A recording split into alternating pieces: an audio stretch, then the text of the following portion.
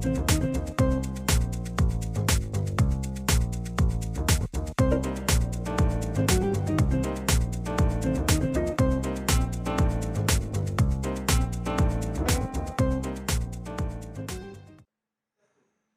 à toutes et à tous, bienvenue dans Parlez-vous cinéma, l'émission quotidienne du Festival international du film d'Amiens. Aujourd'hui, nous recevons Klaus Drexel, le réalisateur de Au cœur du bois, un documentaire sur le bois de Boulogne. Klaus Drexel, bonjour. Bonjour. Et vous êtes accompagné de deux de vos protagonistes, alors Isidro, bonjour, Bonjour, bonjour. et Samantha, bonjour Samantha. Bonjour, enchanté. Alors, Au cœur du bois, c'est votre 5e long métrage. Il est en compétition cette année au Festival international du film d'Amiens. Et ce documentaire porte sur la prostitution au cœur du bois de Boulogne. Qu'est-ce qui vous a donné envie de travailler sur ce thème? Alors, ce qui s'est passé, c'est que j'avais fait avant un documentaire sur les personnes qui vivent à la rue à Paris, qui s'appelle Au bord du monde. Et j'ai fait pas mal de projections avec des associations qui s'occupent des personnes à la rue.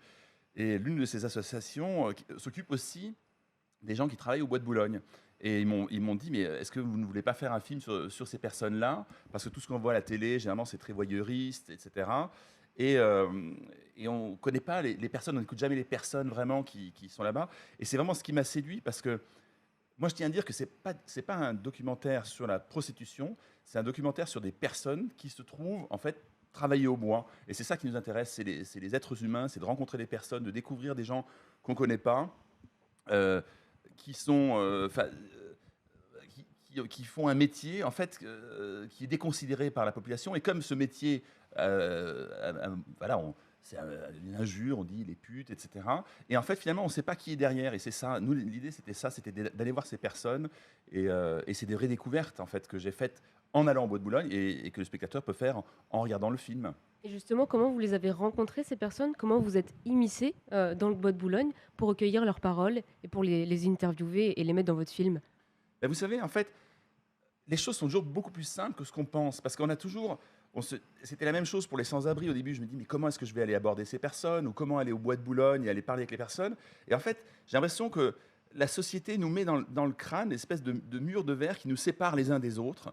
Alors que quand on se dit, mais il suffit d'aller voir les personnes, de dire bonjour, de discuter, finalement, c'est beaucoup plus simple que ce qu'on pense. En fait, les difficultés, elles sont dans notre tête. Après, ce qui était compliqué, évidemment, c'était de convaincre ces personnes de participer au film, parce que la réaction première, souvent, était « Oui, mais nous, la télé est déjà souvent venue nous voir pour des reportages un peu sulfureux, etc. » Et donc là, la difficulté était d'expliquer aux personnes que notre démarche était différente, que nous, on allait prendre le temps. On a mis au total presque 5 ans pour faire ce film, et que chaque rencontre, ce ne serait pas une interview avec des questions préparées auxquelles il faut répondre, avec des réponses courtes et précises. Non, au contraire, c'était vraiment des discussions qui ont duré parfois 1 heure, 2 heures, et qu'on filmait, et le film est fait avec des extraits en fait, de ces discussions. Et donc, Samantha, Isidro, comment vous avez réagi quand Klaus est venu vers vous? Est-ce que tout de suite vous avez accepté de participer au film, de témoigner? Alors moi, il m'a montré avant ce qu'il avait fait, son travail dans les antécédents, quoi. Enfin, America, le film aussi avec Catherine Fro, Sous les étoiles de Paris. Et j'ai trouvé les images tellement magnifiques. Et puis quand il m'a raconté son projet aussi, déjà, j'ai fermé les yeux, je l'ai imaginé, et j'ai dit ouais, banco, on y va, quoi. On fonce parce que on nous laisse la parole, et c'est pas un rôle de composition, enfin c'est nous. C'est nous, c'est vraiment notre réalité, notre vie qu'on raconte et qu'on vous délivre d'ailleurs. Et c'est magnifique que quelqu'un avec une telle notoriété nous autorise et nous laisse enfin parler franchement, honnêtement de notre vie. Voilà. Et Isidro, vous avez le même sentiment? Oui, tout à fait. Ben, et puis, Claude, il a su me mettre à l'aise. Voilà. C'est pour ça que j'ai accepté. Et justement, il n'y a pas de voix off, quasiment pas de voix off dans votre documentaire. Vous faites pareil dans America, très très peu de voix off. Vous posez à peine des questions, peut-être vous relancez un petit peu de temps en temps. Et pourquoi vous laissez autant d'espace justement à vos protagonistes pour parler?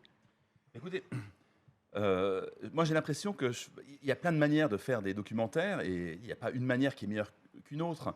Mais en fait, j'ai l'impression de faire un travail qui est à l'opposé du journaliste, et avec tout le respect que j'ai pour le travail des journalistes. Hein, mais moi, j'aime bien comparer un peu la démarche à une démarche un peu naïve, comme Le Petit Prince. C'est-à-dire qu'en fait, j'ai envie d'aller à la rencontre de personnes que je ne connais pas, sans a priori, ni positif ni négatif, et de découvrir.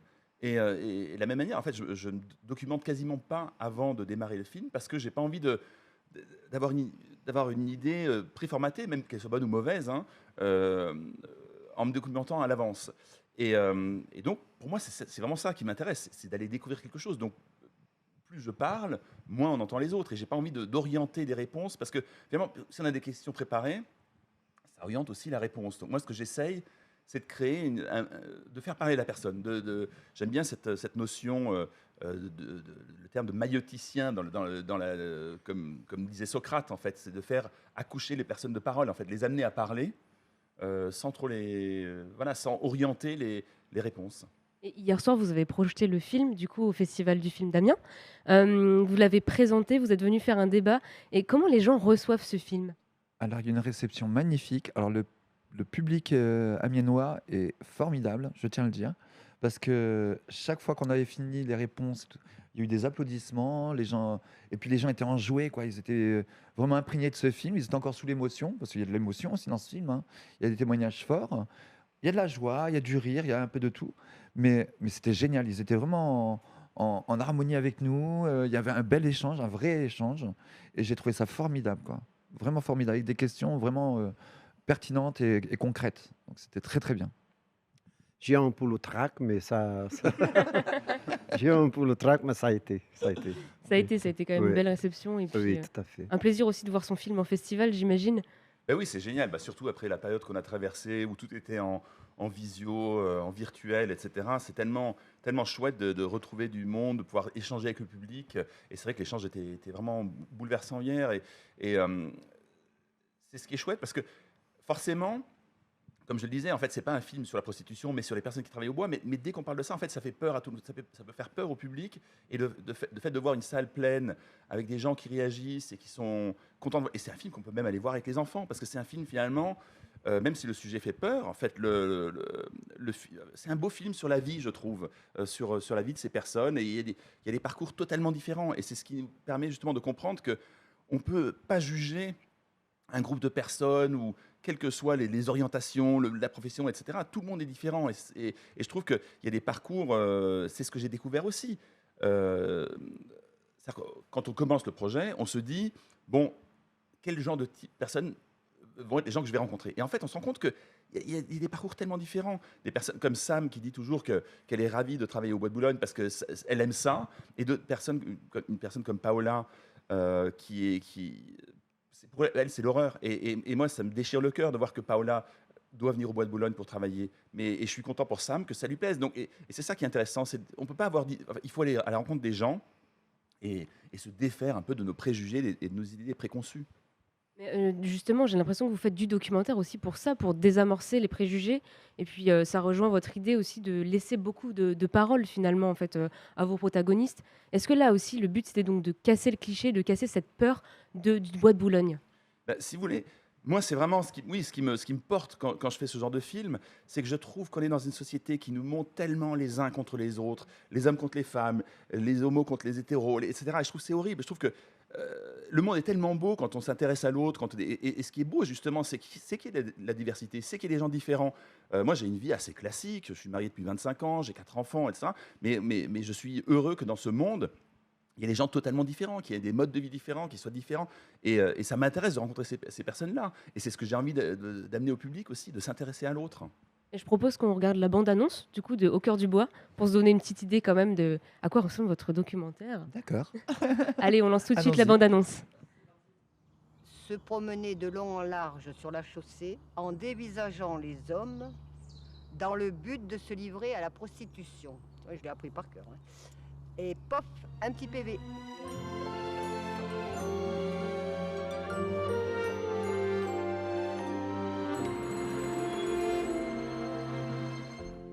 Le Bois de Boulogne, c'est un terrain de jeu, de tous les jeux. Parfois aussi des politiques, des gens connus, de la télé. J'ai bien profité, j'ai tripoté partout aussi. Les bons clients, ils viennent plus. Le mec, il va sur Internet, ils vont chez eux, c'est plus discret. Mais ça, on ne sait pas dès que tout tombe. Il y a 3 agents de police, ils disent que c'est interdit. Mais bon, quand ils viennent me payer, ils disent pas que c'est interdit. Et on n'a droit à rien. Pas de sécurité sociale, pas de retraite, Droit à rien du tout. Mais moi, je m'en fiche. J'ai toujours vécu comme ça. Je vais jusqu'au bout. Vive la vie. Come on, let's make this new one shine all day. Let's Et make dans ma this tête, je suis femme. Je suis féminin. Ma mère m'a fait comme ça. De temps en temps, moi-même, me dis, quelle belle fille. Parce que c'est pas moi, alors c'est pour moi que m'aime, non? Je suis fou amoureux, moi. Ouais, mais moi aussi. C'est pas parce qu'on fait ce métier-là qu'on peut pas aimer quelqu'un. Hein.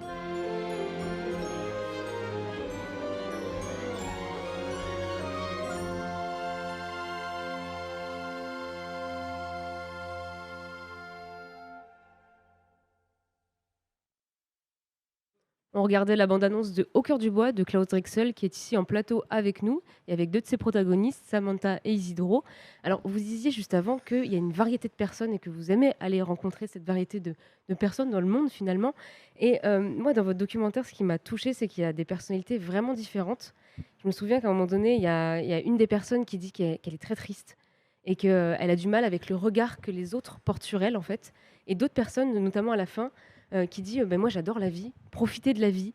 Et je trouve ça très fort qu'il y ait ces deux comment on peut dire, ce paradoxe en fait, ces deux opposés, c'est ça. Et quelle image vous vouliez donner du bois de Boulogne? Mais en fait, c'est ça, c'est d'aller, comme je le disais tout à l'heure, d'aller à la découverte. Et c'est drôle parce que donc, le film commence par un fado, donc un chant portugais qui est très triste, mais dont les paroles sont, je trouve, bouleversantes. Et Isidro, donc, qui est d'origine portugaise, me dit « Ah, mais ça donne un ton très triste au film. » Mais j'ai dit « Mais ça finit par, justement, Isidro qui dit « Vive la vie, profitez bien de la vie. » Et pour moi, c'est un peu ce voyage, en fait, que j'ai envie de proposer aux spectateurs. C'est de dire, on commence, parce que l'image qu'on a de ce monde, c'est une image triste, peut-être. On se dit « Ouh là là, c'est horrible pour toutes les personnes, etc. » Mais finalement, à la fin, j'ai envie de montrer aussi que dans la vie, quel que soit le parcours de vie, il peut y avoir de la joie et que c'est ça qu'il faut qui emporte le morceau, qu'en fait, il faut, voilà, on part avec une espèce de tristesse et on finit avec une ouverture sur la vie et voilà, c'est ça que j'aimerais que les gens gardent du film. Et Samantha, Isidro, est-ce que vous avez trouvé que ce film, il était fidèle à ce que vous connaissez du bois de Boulogne? Oui, tout à fait, oui. Alors, totalement Ça- fidèle, mais j'ai même redécouvert le bois sous un autre angle. Parce que moi, le bois, je le connais de la nuit, bon, de la journée aussi. Mais j'ai vu des images par Sylvain Lézère qui ont rendu ce lieu magnifique et enchanteur, quoi. Il y a des couleurs, les saisons défilent, on voit le bois sous toutes ses formes. Et c'est vrai que c'est une vie du bois où quand on va au bois, on se conditionne, on se met en condition pour aller travailler. Et on oublie ça, la magie du lieu. On oublie vraiment la nature. On est là, on est en mode guerrière, on est là pour faire notre argent et on s'occupe pas de... Et on n'écoute pas les bruits, on n'écoute pas le son, on n'entend pas les petits oiseaux, on s'en fout. On est là, on est en mode travail. Et quand j'ai regardé ce film-là, le petit bijou de Klaus et notre bijou aussi, parce qu'on en fait partie, et ben, je me suis dit, ce film-là, il faut le voir deux fois. Une fois en regardant les images et en écoutant le son, et puis la deuxième fois en fermant les yeux, en se rappelant des images et juste en écoutant le son. Et je pense qu'on est dedans. On est vraiment dedans et on s'imprègne de ce lieu et de la magie, quoi. Et la magie opère réellement.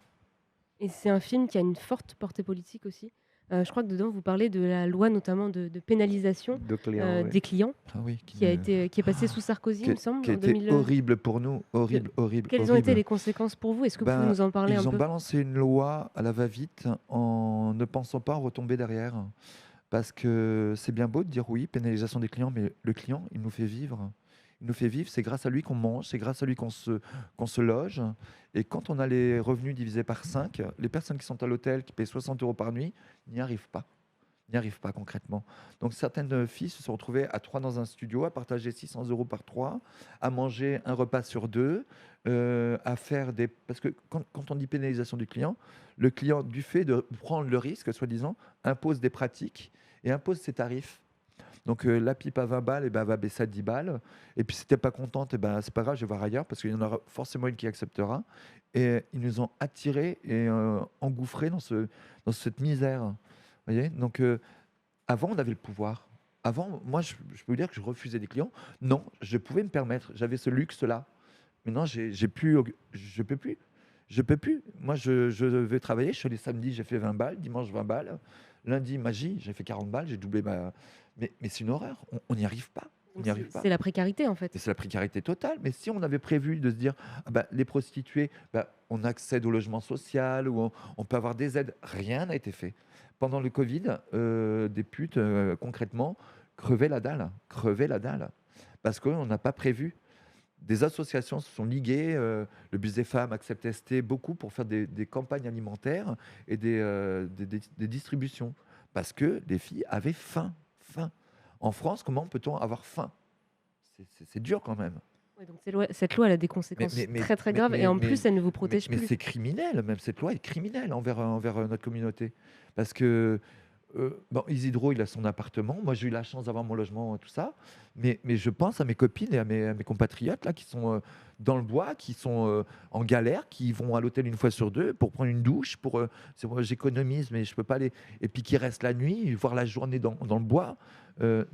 Sans forcément beaucoup d'hygiène et tout ça, parce que y a des priorités. Mais c'est quoi cette mentalité là des politiques de décider à notre place sans nous poser la question et sans venir nous interroger, et ils balancent des lois comme ça au lance-pierre et on balance et rien n'est fait. On pense pas aux retombées vraiment.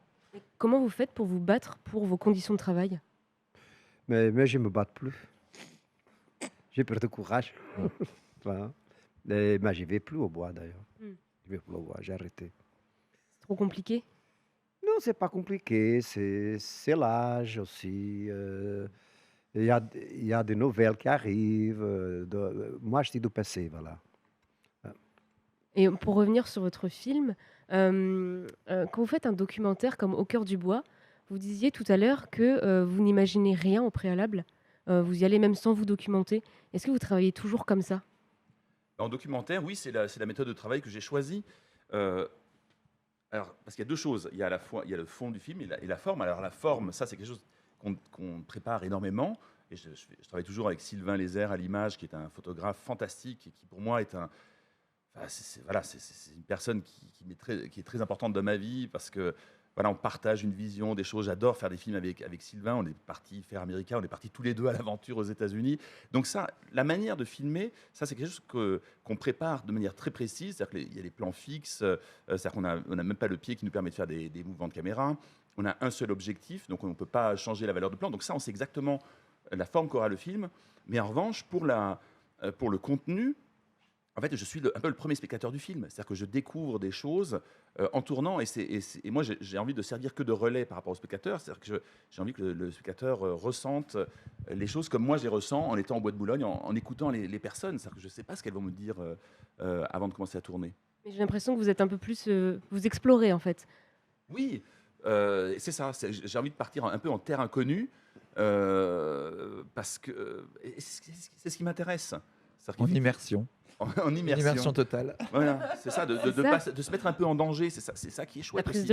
de risque, qui est finalement un peu au cœur du documentaire aussi quand vous partez comme ça, sans idée, sans préjugés au préalable. C'est ça.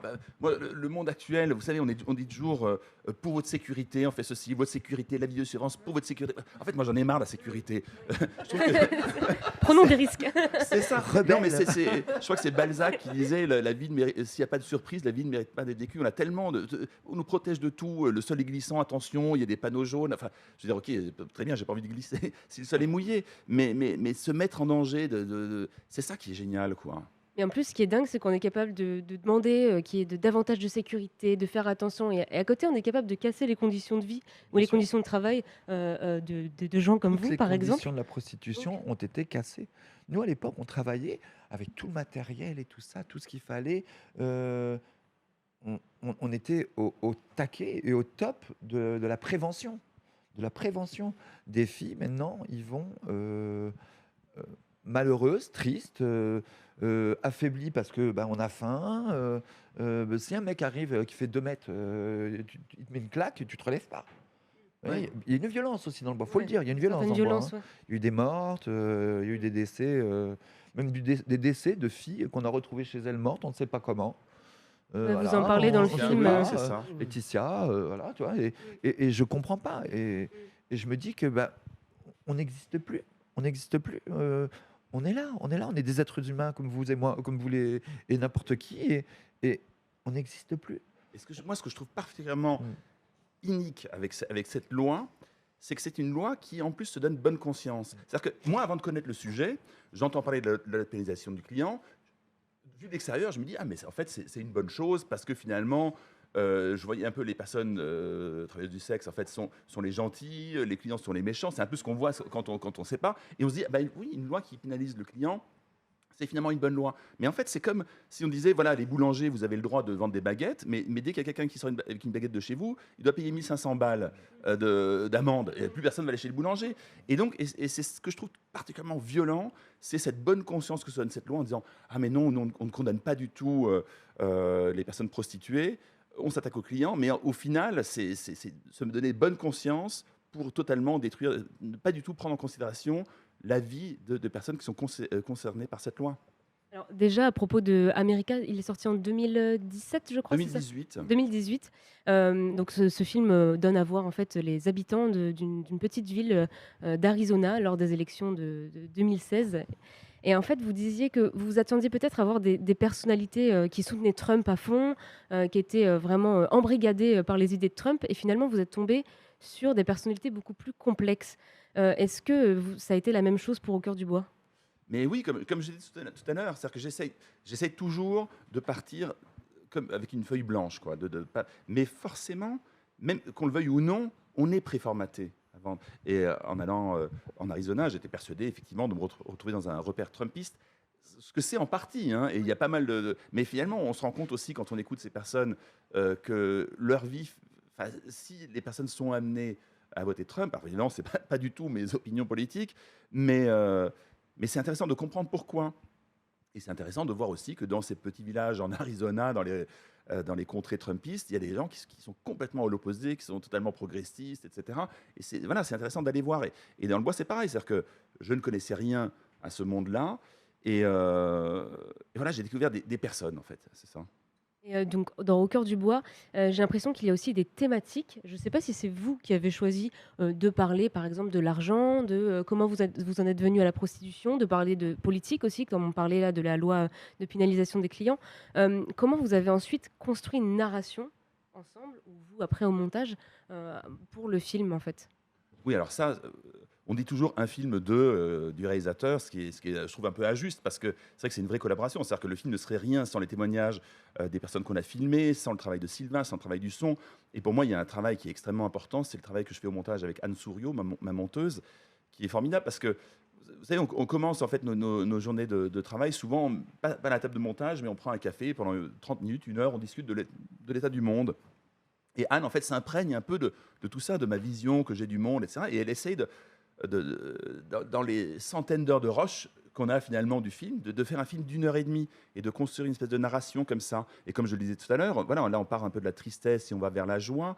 Mais en fait, tout ce regard qu'on porte sur le monde, en fait, voilà, Anne réussit à le saisir. Il y a une phrase que je trouve très belle d'Italo Calvino qui disait « Écrire, c'est faire passer la mer dans un entonnoir ». Et le montage, c'est un peu ça aussi. C'est-à-dire que Anne, avec les centaines d'heures de rush qu'on récupère, elle arrive à faire passer ça dans 1 heure et demie d'entonnoir et finalement de le synthétiser. C'est-à-dire qu'on ne perd rien en fait des 99% qui ne sont pas dans le film parce que Anne réussit effectivement à condenser ça dans le film. Et voilà, c'est le travail du montage qui... Et ce qui est terrible pour moi, c'est de voir que parfois, il y a des choses très fortes qui sont dites ou des personnes bouleversantes qui au final ne sont pas dans le film, et ça c'est déchirant, mais voilà, c'est comme ça, c'est qu'il faut réussir à faire un puzzle, vous voyez, avec toutes les pièces qu'on a, et au final on a une belle image, mais peut-être que la plus belle de toutes les pièces, elle ne trouve pas sa place dans le puzzle, et c'est comme ça en fait. Et le film, il est aussi très esthétique, il est très beau, les protagonistes sont beaux, les paysages sont beaux, il y a même des plans fixes, un peu comme des photos. D'où vient cette volonté d'esthétiser le film comme ça? Vous savez, c'est toujours difficile. On ne sait pas pourquoi on peint, on fait de la musique, ou on fait des films de telle manière. Je pense qu'on fait les choses comme on les ressent. Donc je ne peux pas expliquer pourquoi. Moi, je sais que c'est quelque chose qui me touche. Et je prends toujours un exemple assez parlant pour expliquer, pour moi, l'importance de styliser un film. C'est-à-dire que le cinéma vérité disait oui, il faut faire faut mettre la caméra n'importe comment, parce que ce qui est important, ce n'est pas la manière de filmer. Mais je ne suis pas d'accord avec ça, parce que quelle que soit la manière de filmer, même si on met la caméra n'importe où, ça raconte quelque chose. Et Et un exemple que je trouve très parlant, c'est celui de Joseph Canteloube, un compositeur français du 19e siècle, qui était originaire d'Auvergne. Et quand il était enfant, il avait entendu le chant des paysannes auvergnates dans les monts d'Auvergne. Et il était tellement bouleversé, il avait des souvenirs bouleversants en fait, de ces chants, qu'il à un moment, quand il était compositeur reconnu, invité ces paysannes à Paris pour faire un concert. Elles ont chanté a cappella, et la salle n'était pas du tout émue. Et Canteloube était totalement affecté par ça. Il dit « Ah, mais c'est dommage ». Et il a réfléchi au truc, et il s'est dit « Ah, mais oui, mais en fait, ce qui manque aux spectateurs parisiens, c'est le décor, c'est les paysages, c'est le vent ». Et en fait, il a composé une partition pour accompagner ces chants qui n'étaient pas là au départ, quand lui, il les avait entendus. Il a redonné ce concert à Paris, et là, les spectateurs parisiens étaient bouleversés. Et c'est exactement ce qu'on essaie de faire avec le film. C'est-à-dire que nous, quand on va au Bois de Boulogne, qu'il fait froid, qu'on rencontre des personnes qui nous disent quelque chose, il se passe des choses un peu en dehors de ce que capte la caméra. Et je pense que pour transmettre en fait, cette émotion que nous, on ressent, pour transmettre ça aux spectateurs, cette stylisation apporte ça. C'est-à-dire qu'en fait, de mettre le spectateur dans la même ambiance, de sentir la même chose que nous, on a senti en étant sur place. De finalement donner une sorte d'émotion, transmettre complètement une émotion et pas être seulement dans du documentaire, du témoignage. C'est ça. C'est-à-dire que pour moi, en fait, la séparation entre fiction et documentaire est très floue. C'est-à-dire que moi, j'aime bien justement qu'on navigue, on ne sait pas trop, qu'il y ait une dimension de conte, de film fantastique, etc. En revanche, ce qui pour moi est absolument fondamental, et on ne peut pas transiger là-dessus, c'est la sincérité des propos. C'est-à-dire qu'on filme des personnes, et ça, on ne va jamais transformer ça pour donner une ambiance de conte ou pour faire un truc merveilleux, etc. Ça, voilà, les paroles qu'on récolte, ça, c'est tellement précieux, c'est le cœur du film. Et ça, il faut le donner au spectateur de manière brute et transparente. Et après, le décor, ça, on peut styliser le film pour créer de l'émotion. Merci beaucoup Klaus Drexel, merci Isidro, merci Samantha d'être venue sur le plateau de Parlez-vous cinéma. Merci. Alors je rappelle que votre film Au cœur du bois est en compétition cette année au Festival international du film d'Amiens. Le film sortira en salle le 8 décembre. Voilà, donc rendez-vous au cinéma le 8 décembre. L'émission touche déjà à sa fin. Vous pouvez retrouver tous les épisodes de Parlez-vous cinéma sur la chaîne YouTube du festival. À la prochaine.